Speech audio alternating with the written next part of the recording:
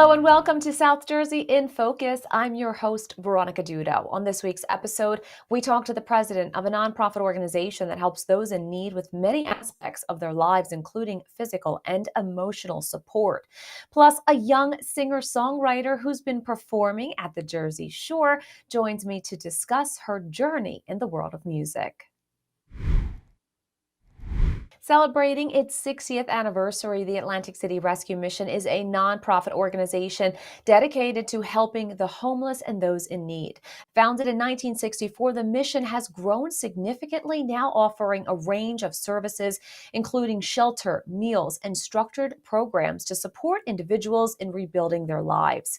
The mission is driven by compassion and a commitment to meet the physical, emotional, and spiritual needs of the community. For more, we're joined by Dan Brown, the president and CEO of the Atlantic City Rescue Mission. Dan, thanks so much for joining the program. Thank you for having me. So for those who may not be familiar with the organization, tell us about the Atlantic City Rescue Mission and its outreach. Well, the Atlantic City Rescue Mission is a combination of many things. It was formed in 1964, so this year is its 60th anniversary.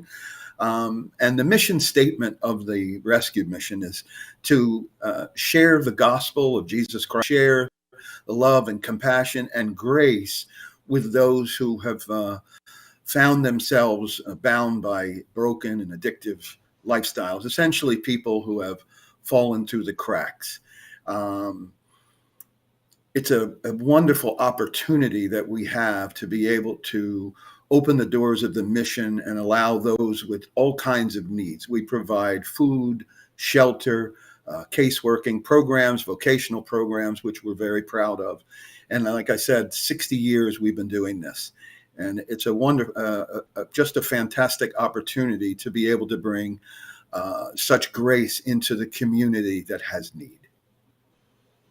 Now, how has it evolved since 1964? 1964, it was a tiny little storefront on the north end of Atlantic City, and we saw maybe 10 to 15 people. Over the years, in the 70s, we built a building back on Bacharach Boulevard, even before that new convention center was there at the end of the expressway. And today, as of 1990, there is a 25,000 square foot medium rise facility that has the capabilities of taking care of 150 men, 80 women, and 11 families. It's quite an operation with a full commercial kitchen. And there's just, as I said, many programs. We have a work readiness program, overcomer programs, many things to be able to help individuals who have found themselves with the inability to be able to sustain a residence or have food need or lost a job or income. That's what we're there for, to be able to offer hope that there is a way to get back and get yourself in the right frame of mind to get a job and residence again. And so all of the staff at the mission is prepared to, when someone walks through the door, it's their worst day, or at least they believe it's their worst day. And so our job is to let them know that there is hope and lead them and hopefully guide them back into a way where they can be productive and enjoy life as they should be able to. Now, you have a long history with the mission. Can you talk a little bit about how you first discovered it and why, you are still doing all of this work today? Well, as a young man back in the 70s, a very good friend of mine was volunteering at the mission, and he suggested that I should come and give it a try too. So I began volunteering. I had a construction company and some other things that I did back at that time. So I was able to use my skills to help around the mission in volunteering.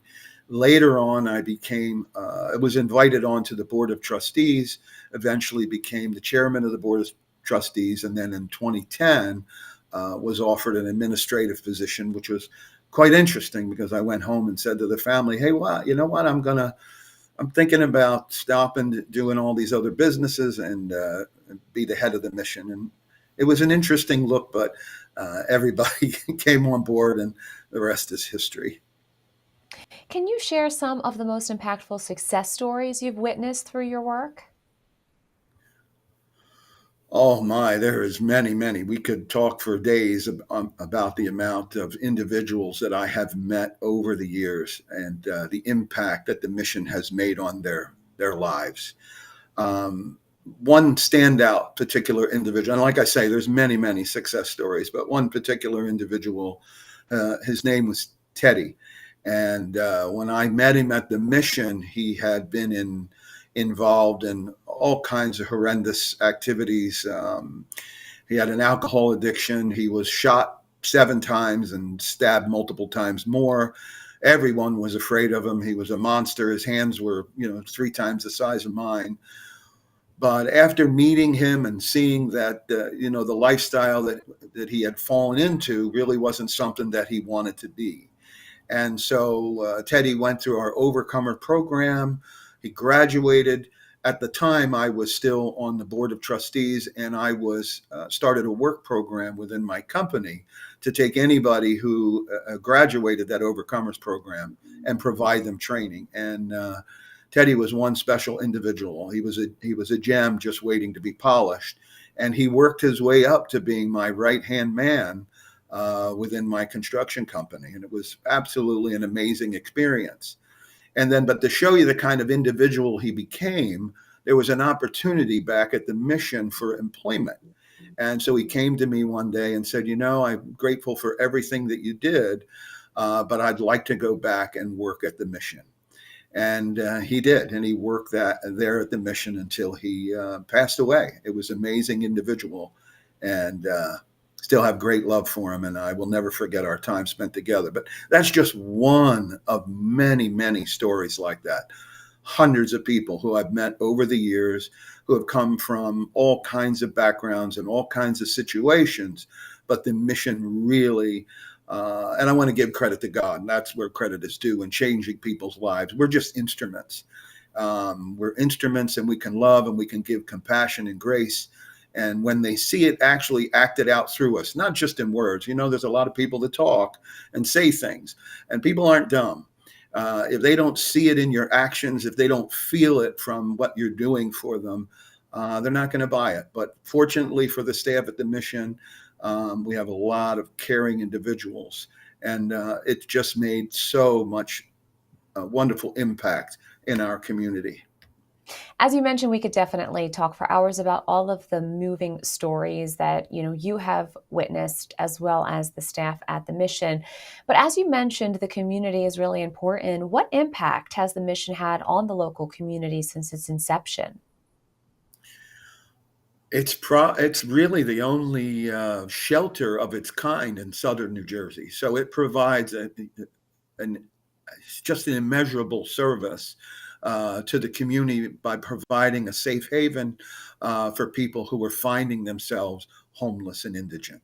Um, Between the meals since 1990, the mission has produced over 4.5 million meals, nights of rest for people to get out of whether it's either the heat or the storms in the winter, just millions of nights of meals. So it's, of bed rest as well.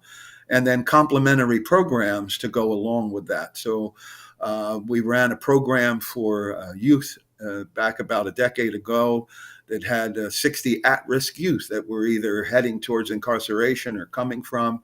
And I'm happy to say that all 60 youth graduated our vocational program, and at least 2 of those individuals that I had followed have become state policemen. But we provided jobs through our culinary program in the kitchen, our Safe Serve certifications.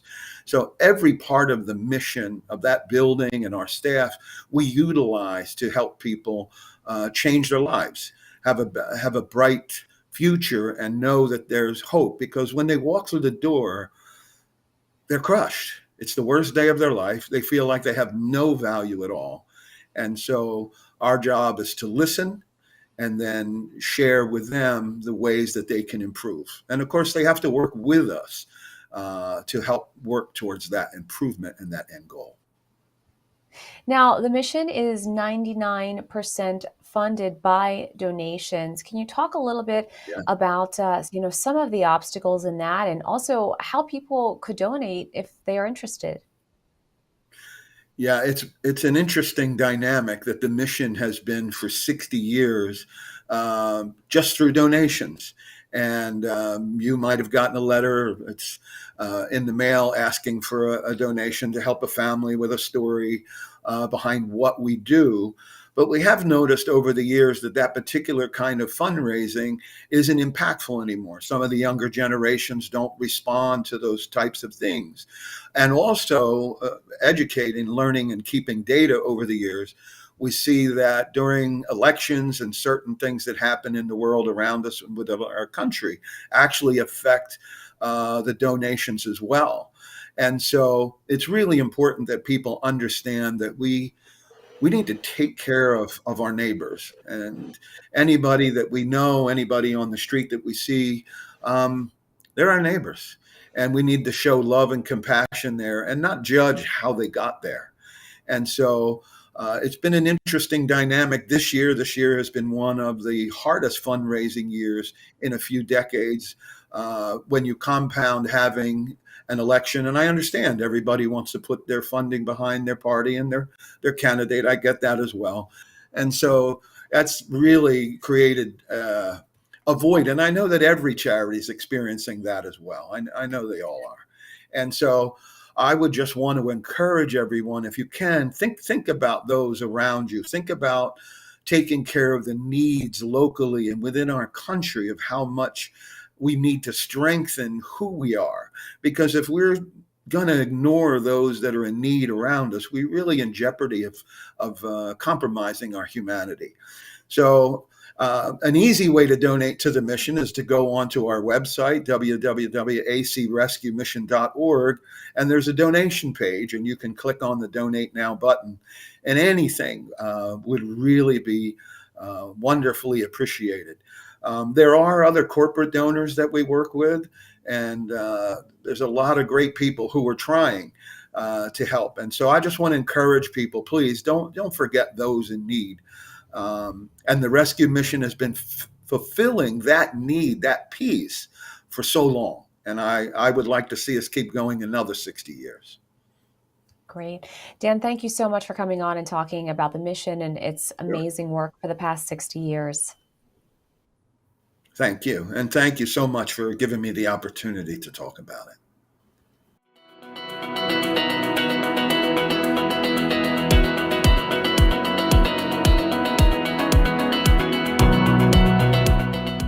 Jill Baldessari is a talented young singer-songwriter currently making waves in the music industry. She is a junior at Temple University studying music therapy, where she is able to combine her passion for music with a dedication to helping others. From her involvement in a cappella and musical theater to writing her own music and performing at the Jersey Shore, Jill is on an inspiring journey to see where her music takes her. She joins us now to talk about her artistic journey and what drives her passion for music. Hi, Jill. Thanks so much for joining. Hi, thank you so much for having me. So, you recently performed in Cape May. Tell us about your experience at the Jersey Shore this summer. Yeah, of course. It was an amazing time. I grew up going to the Jersey Shore pretty much my whole life. And when I would go, I would see a bunch of live performers, and I remember being young and thinking, I want to do that someday. So it was cool to finally get to perform at the Jersey Shore. But yeah, it's a really welcoming environment. Everyone was super enthusiastic. So I really just fed off of that energy, and some of my family came out to support me, which was really amazing. But yeah, it was such a great time. Now, what inspired you to start your musical journey at such a young age? Yeah, so I come from a really musical family. My dad, he was in a lot of bands growing up and he performed and recorded. My mom's a violinist and my brother is a pianist and a bassist. So I would say just being exposed to that at a really young age. My dad would show us funk and 70s and 80s pop and classic rock. So just having that exposure to a bunch of different music. And my parents put me in lessons really young. I started piano at 5, guitar around 8, and then voice lessons around 10. So just having the tools to, pursue music, which I'm really grateful for. So. Now, music plays such a big part in your personal life, and it has also now uh, been at the forefront for what is looking to be your professional life. You're studying music therapy. Can you just, talk a little bit about how you knew that was the path for you? Yeah, exactly. Well, I knew around middle school that I wanted to pursue music as my career, but I still wasn't completely sure how I wanted to do so. And then junior year of high school, I discovered music therapy. And yeah, I always had a love for psychology and helping others. So when I discovered that there was a way to do so with music, I was like, oh my goodness, this is like the perfect thing for me. So yeah, I think I knew right then that that was what I wanted to pursue. So, not only are you a singer, but also a songwriter, and you have completed your first sing. Where can people hear it? What was that process like? Tell us about it. Yeah, of course. So I released my first single back in March. It's called Forgetting Your Name. And it's on all streaming platforms, so Spotify, Apple Music, YouTube, all that. Um, but yeah, it's actually interesting. I had an assignment for two different classes this past fall where I had to write a song for the class. So I looked back to some stuff that I had and I found this chord progression and this melody that I had thought of a while back. And I was like, wait, I think I can do something with this. So I pulled it back out and I started putting words to it.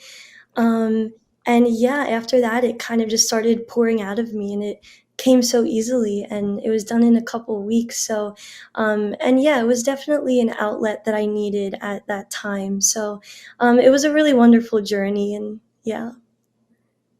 So, what was the feedback from family and friends, and of course, fans online now that you've released your first single? Yeah, really, really positive feedback, which I was really grateful for. My family and my friends were super supportive throughout the whole process through, recording, writing it, and then obviously releasing it. But I was so overwhelmed by this support. And I just hope that, it hopefully resonated with people. I hope people are enjoying it. And I'm working on some more stuff. So I hope to be releasing more in the near future. But yeah, it was a really wonderful experience. Now, what are some memorable experiences from when you performed with Temple University's Pitch Please, the a cappella group?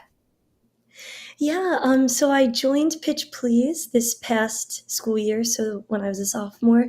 So I've only been in it for a year, but so far it's already been such an amazing experience. I would have to say there were so many, but the most memorable would have to be ICCA's, which is the International Championship of Collegiate Acapella.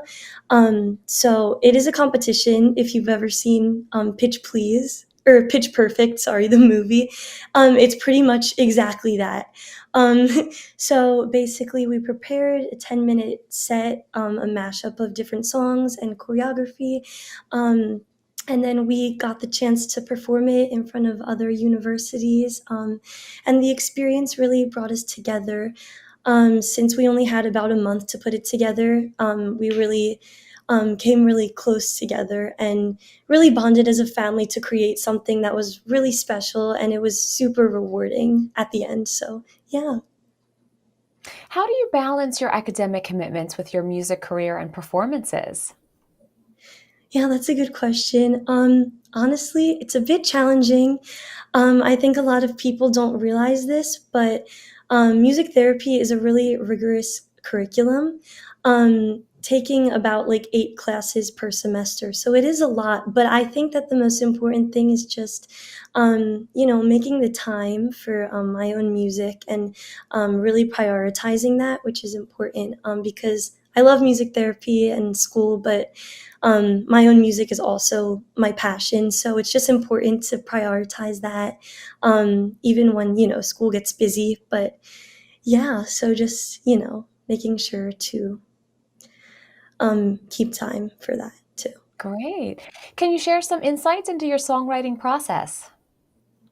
Yeah, sure. Well, like I said, my first song that just came out, it actually started as an assignment for school.